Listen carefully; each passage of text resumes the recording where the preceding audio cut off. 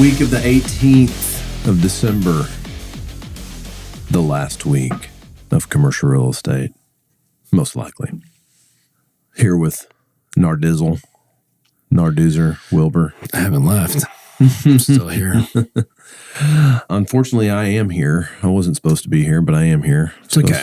Yeah, it's all good. All good. Had a trip, got canceled, but it's all good.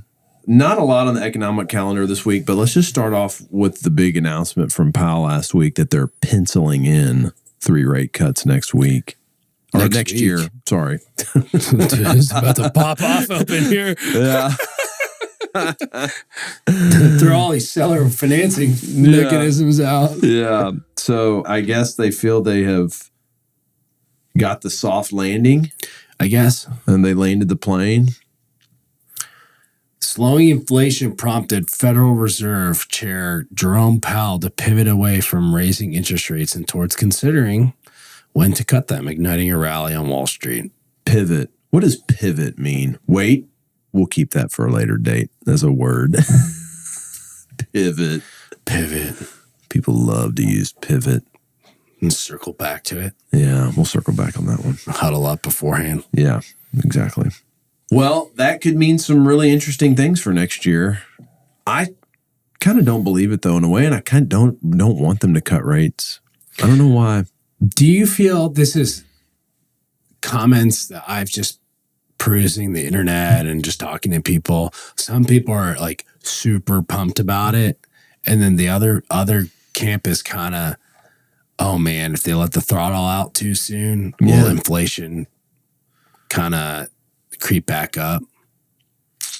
And then they have to kind of go back. I feel like we might have talked about that before, but I don't know. I don't really see inflation being down. I don't see restaurants not full. I don't see hotels not completely booked or flights not completely booked. So I don't know what they're tracking. Maybe it's just the markets we hang out in have that behind them. But at the end of the day, I don't see inflation going down. I mean, you don't see a deflation. I don't see any deflation. So I kind of like it from the standpoint of, I feel like it, I don't know. You know what it is? It's a competitive standpoint. I feel like if we stay in a higher rate environment, it'll just keep a lot of kids off the street and out of our way.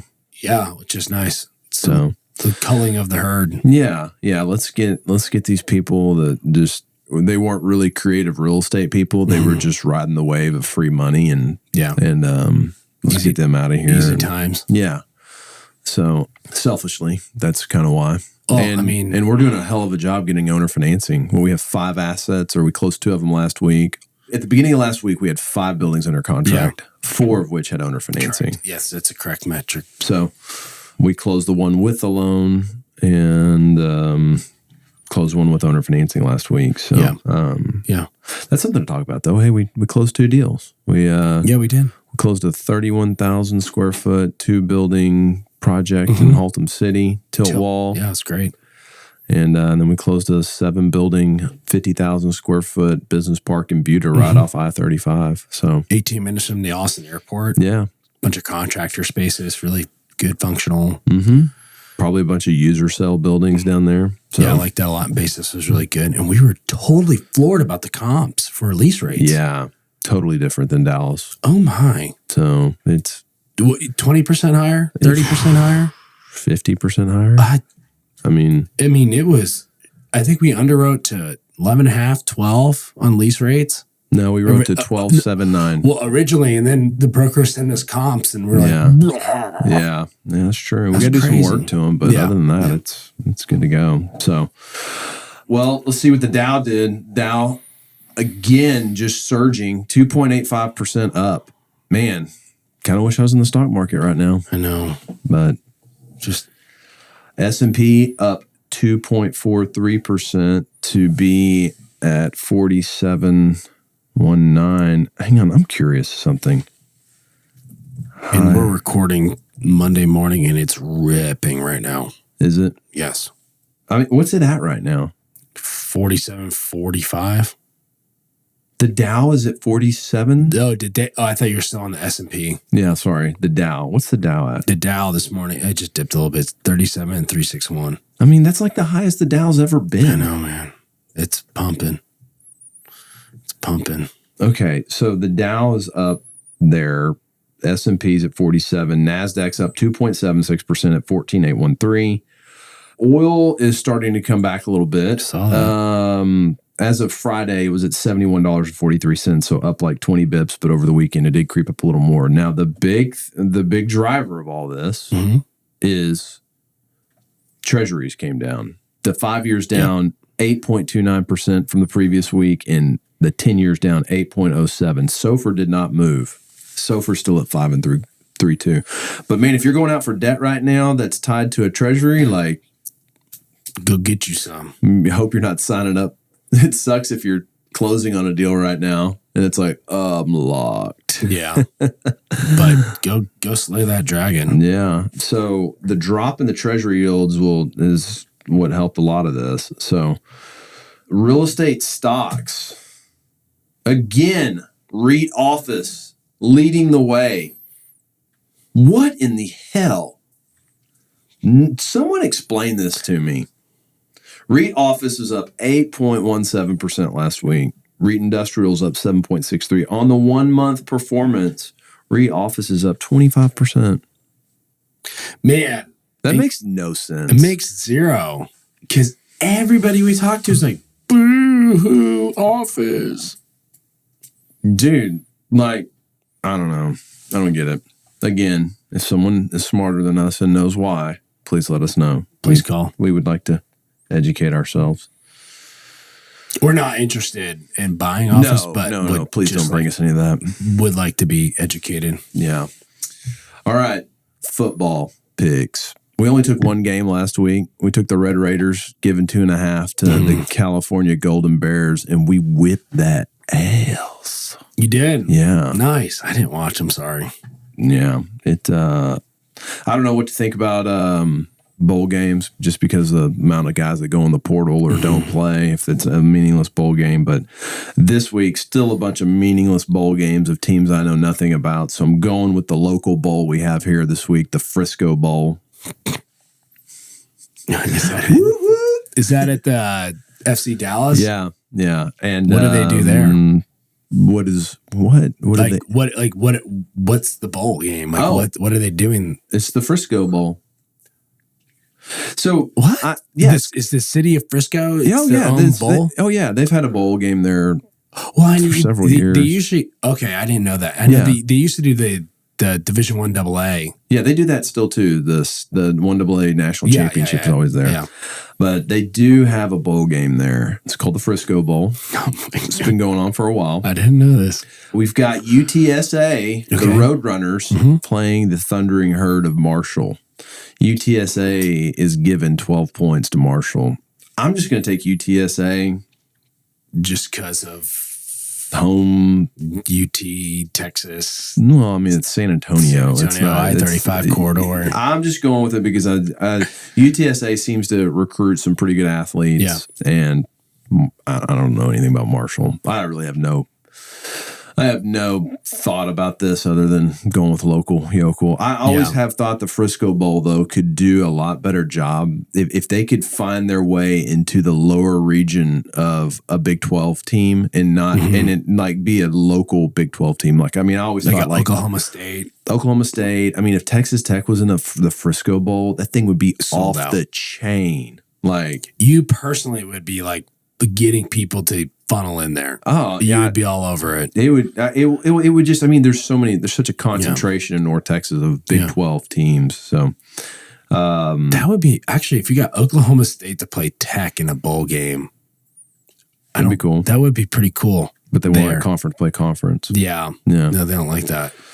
Okay. Or if you got like Oklahoma State to play Mississippi State. Yeah. Like that would be awesome. Yeah. Get Ole Miss to play in a bowl game up there. Like, they should totally do State. that. Yeah. It would, there's a lot of people over there too. Or Arkansas. That would be great.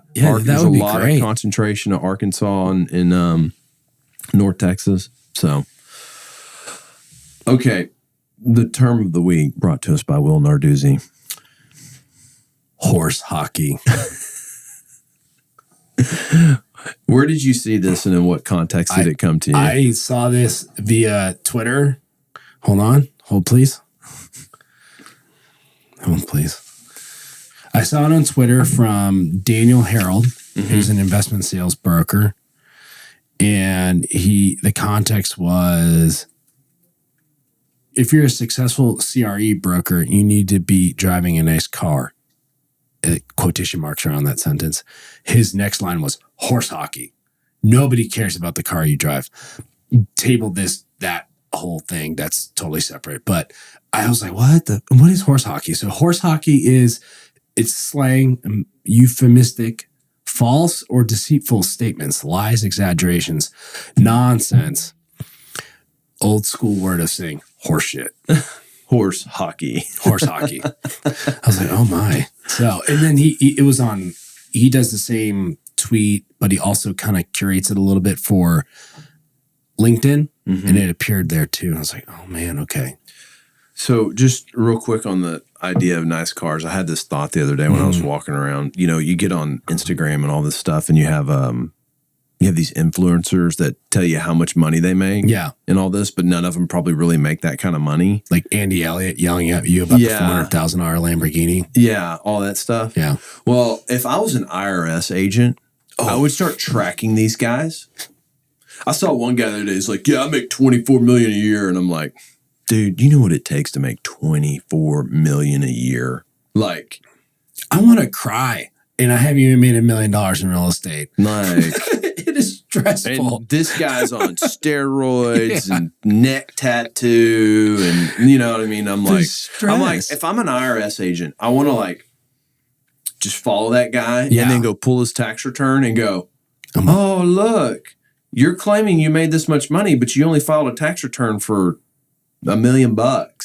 Well, you know, the guy that you were kind of digging on the other day, he was like, I wake up at 4 a.m. and I do this thing with my wife. Well, I saw another clip of him on tax Twitter. Oh, that guy's insane. So he was talking about how he flew to Japan for like $100,000 private. Yeah. But it was a write-off. And he was doing what you just described. I'm like, somebody's going to pin him hard. Like, don't do that to yourself. Are you stupid?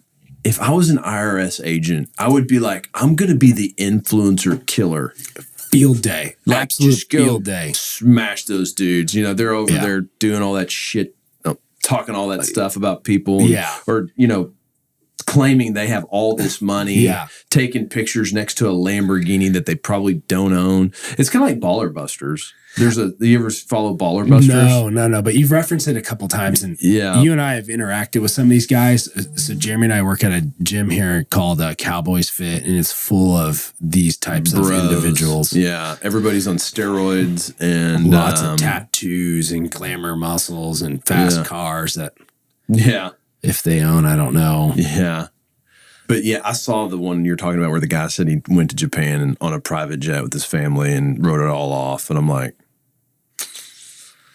I shot content there. That's what he said. Yes. You know, I was on this plane, and so I filmed 4 videos on my phone. And I'm like, I'm gonna drive to New Jersey to see my mom and dad and film myself the whole way there. That doesn't work like that. Like no.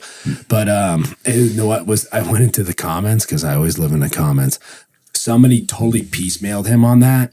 Because like the jet that you showed in that picture, like didn't have the range. Here's why. Blah blah blah blah blah. Yeah, I was dying. Perfect. Yeah, his comments are pretty funny. I was like just living in the comments. He talks about buying single family homes, and then he talks about he's going to be a billionaire next year. You know, because it's probably going to happen. It's just going to happen. Like he's there at that point in his career, and I'm like, you can't be a billionaire buying single family homes. Like, I mean, you can, but you got to own a ton of them. Oh my gosh. He goes, loads. And one thing he said in the middle of it, he goes, I buy 10 companies a month.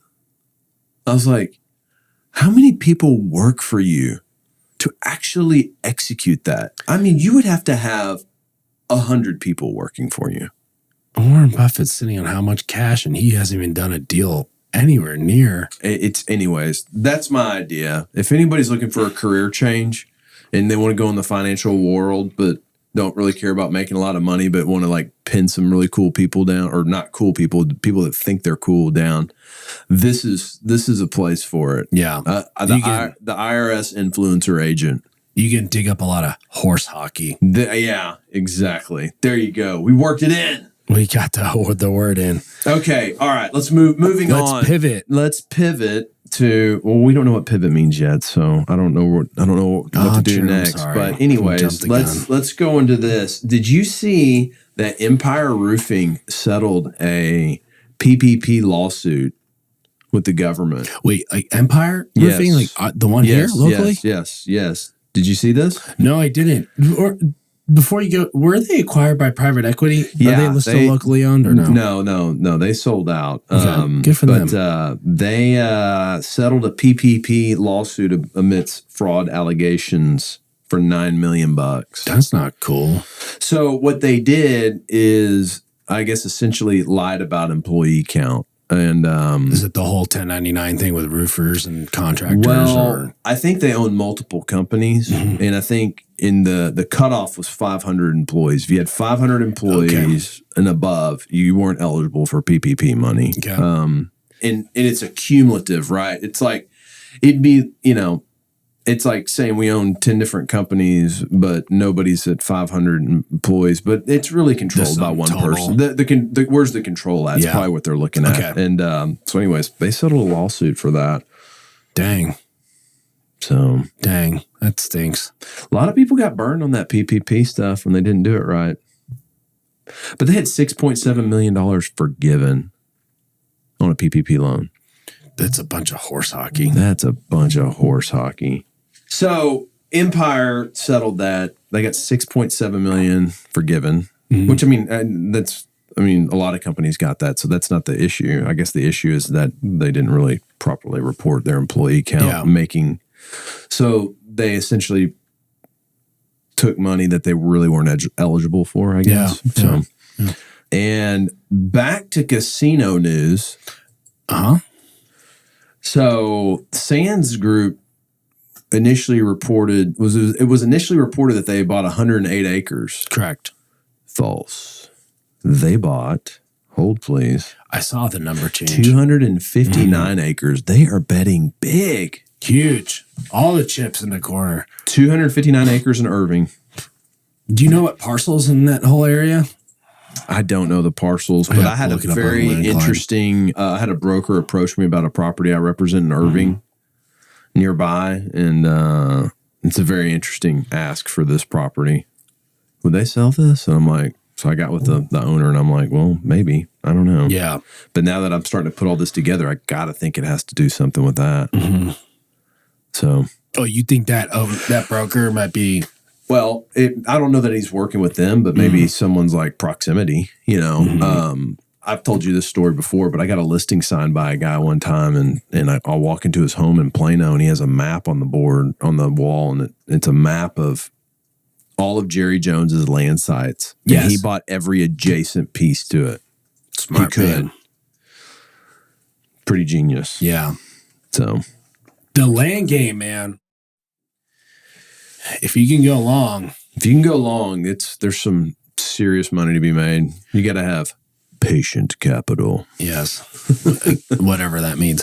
But I have seen some absolutely incredible opportunities that people have pulled off. The full turn, we're not involved in it, but it's like a guy getting dirt for $3 a foot and then selling it for allegedly within 3 to 4 years, $14, $15 a foot. Yeah, it happens. Right? Like, it's just, the speculation is just, maybe that's not the right word, but the timing. Yeah. Insane. Absolutely insane. So. It is. Well, that's kind of all I got this week. What do you got? I don't really have, I got nada. We kind of plugged all the stuff I was looking at in the beginning with the Fed rates and all that, but I don't really have much. Just slowing down because of the holidays. We've got some closings. We've got a building that we're buying at the end of the year. We've got pref equity that we've funded this week. Yes. We took our first stab at doing house flipping loans. Yeah. Hard money. We will. And we will be structured for that at some point. Yeah.